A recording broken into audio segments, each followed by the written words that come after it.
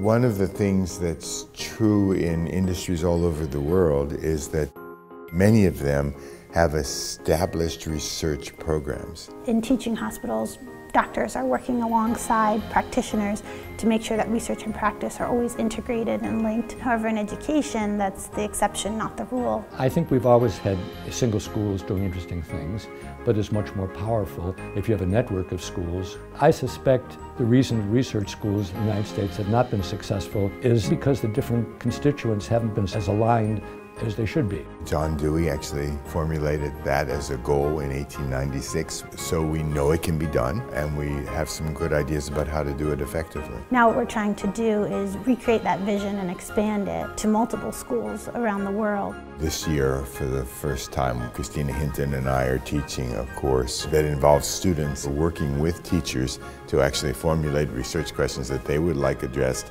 in their classes. Teachers by nature are curious, they're seeking information, and if you provide an opportunity for them to ask questions that are meaningful, you'll find people who are interested. I'm very much in favor of evidence-based practice. So it's really pushed me to try something that I wouldn't have tried myself, and I think it inspires students to see their teachers learning along with them. For me personally, doing the research really has strengthened my role as a teacher. I think it's really given me an opportunity to step back. It's really broadened my vision. It can be very inspiring for the school because they're really a part of improving education on a global scale. As a school, we've always prided ourselves on our ability to innovate. Therefore, I'm really inspired by the idea that we can close the gap between research and practice. Too often in education, there's a significant time lag between what researchers are finding out and schools finding out about it. It's an amazing opportunity for us to be able to work with people who are right at the cutting edge and hear it directly from them.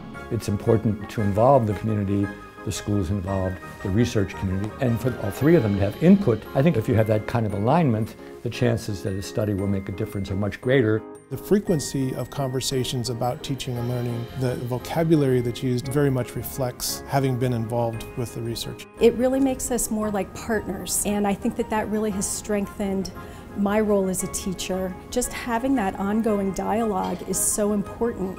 It is totally worth the time. The payoff in trying something different, in assessing your own performance, I wholeheartedly endorse it. If this is something that you would be interested in, we would love to communicate with you to figure out how we might be helpful to you in establishing a research agenda at your school.